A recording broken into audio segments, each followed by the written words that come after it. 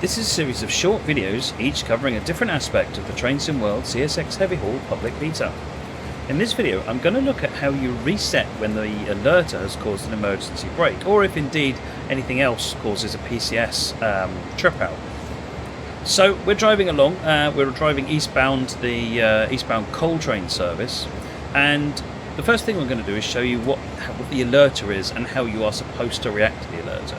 So if you watch the display up in this little black circle up here on this box, or down in the HUD on the bottom right hand side here, this yellow exclamation mark, if I don't operate any controls for about 60 seconds, then the alerter wants to know that I'm still in control of the locomotive. I haven't become unconscious, or my concentration has drifted, for example.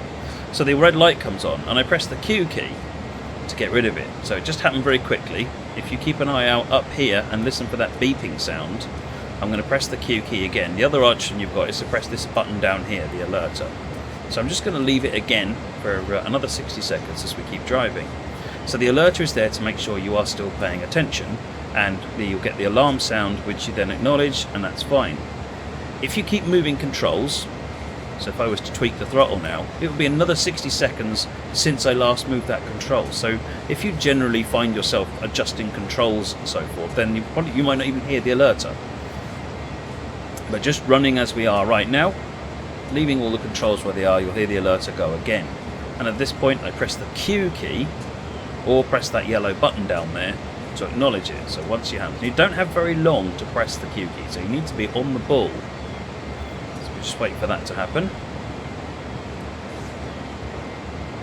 There you go. Press the Q key and that acknowledges it. Now you can also, if I come into the settings, under the audio settings you have an external alert volume.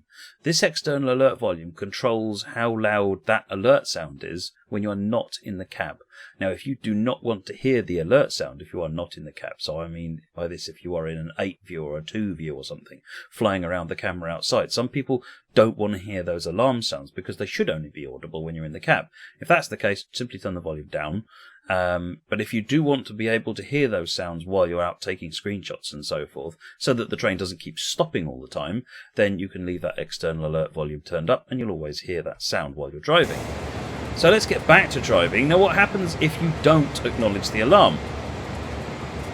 So we'll carry on going and we'll just wait for the alarm to go off. And this time I'm not going to acknowledge the alarm, so we'll see what happens then. Right, so the alert is sounding, I'm not responding to it. And there you go. That's how long you have to respond to it. It's about 4 or 5 seconds. So the train has now stopped. The train is in an emergency application. If we look at the lights here, we can see PCS open. PCS stands for Pneumatic Control Switch, and it has forced the emergency brakes on. You can see the brake cylinder has full brakes on the locomotive, and the brake pipe is at 0. And if we look over at the head of train device, we can also see the pressure evacuating from the rear of the train as well. So this train is not going anywhere until we solve this problem. How do we solve it? First of all, put the throttle back to 0, put the reverser back to neutral. Now we need to acknowledge that alarm if it hasn't already cleared itself, and it has already cleared itself. Remember, if it hasn't, press the Q key. You'll notice pressing the Q key is just pressing that button. Now we need to apply the automatic brake all the way to 100%. And I also at this point like to apply the independent brake to 100% as well. The reason for that is that you can tend to get into a habit of doing this mechanically and not thinking about it. And the independent brake is a safeguard. So what can happen is you'll apply this, you then need to wait about 2 minutes, so I'm going to wait till about 10:17, and then you release it, wait for the train brakes to go, and off you go. That's not always a good thing, because you might find yourself rolling down the hill because you've forgotten that actually you need to remember what's going on with the brakes. So by keeping the independent brake on, you just give yourself a little bit of an assurance and reminder that you're actually that you're not going to go anywhere. So we also noticed that the brake pipe has evacuated entirely now, and we're just waiting for 10:17 to arrive, and then we can look at releasing the brakes.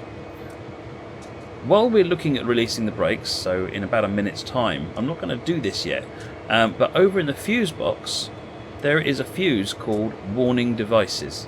If you click on that and turn it off, then the alerter will switch off and you'll never get this situation at all. However, that's not how you should drive the train if you want to drive it fully realistically. If you find the alerter is just getting in your way, just turn it off.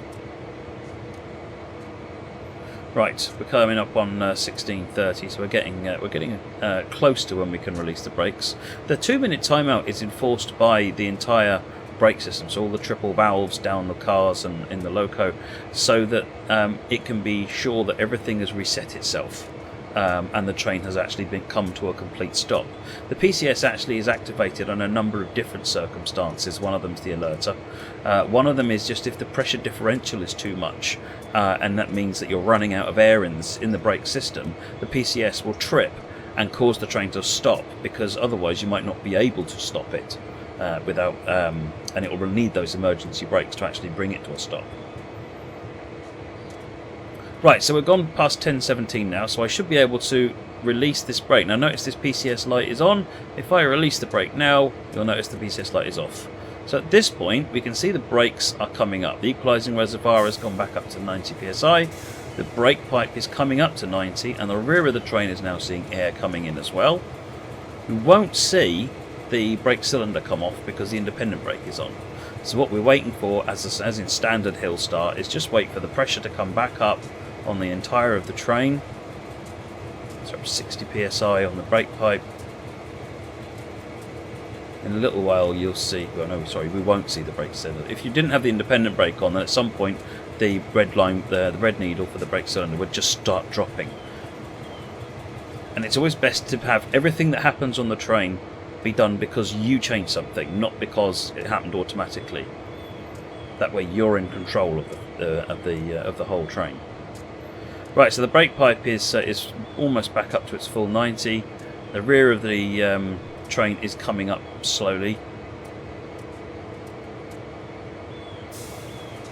That's it, and we can see that the rear of the train has actually started movement, albeit a little bit of movement. It's basically released and is now springing on the couplers. So now what I'm going to do is release the independent. In fact, I bailed it off, and if I now put it in forwards and give it a couple of notches of power, we should be in good position to go again. There we go. So that's the basic procedure for doing that reset.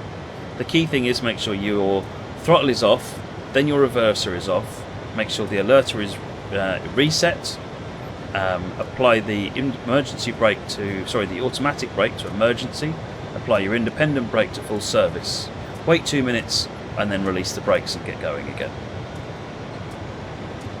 Right, now, how do we stop this from happening?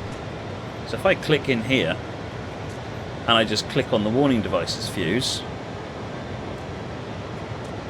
you should not now hear this go off at all. So I've just moved the reverser at about 10:19:26. I'm going to leave it there, and we're just going to wait and see what happens, and see whether the alerter comes off. So we're almost at 10:20 now. Again, I'm not touching any controls, which ordinarily would mean the alerter would be becoming suspicious that I'm either not paying attention or I've become incapacitated in some way. So down past 25 seconds, which means we're over a minute now since I last touched the controls and nothing's happening. So I can now freely, completely ignore what the train is doing, and it won't stop me. And you can change that at any time you like. You can go in there, flick it on, and then 60 seconds after you did this, the alerter will come on again. And that is how you deal with when you have a pneumatic control switch trip from the alerter, or indeed any form of pneumatic control switch emergency stop. That's how you deal with it. The alerter is just going to be probably the most common cause of why you need to deal with this one. Hope that was useful. Do leave me a comment, a like, and a subscribe, and let me know what you think of this video, and I'll see you in the next time. Thanks very much. Bye bye.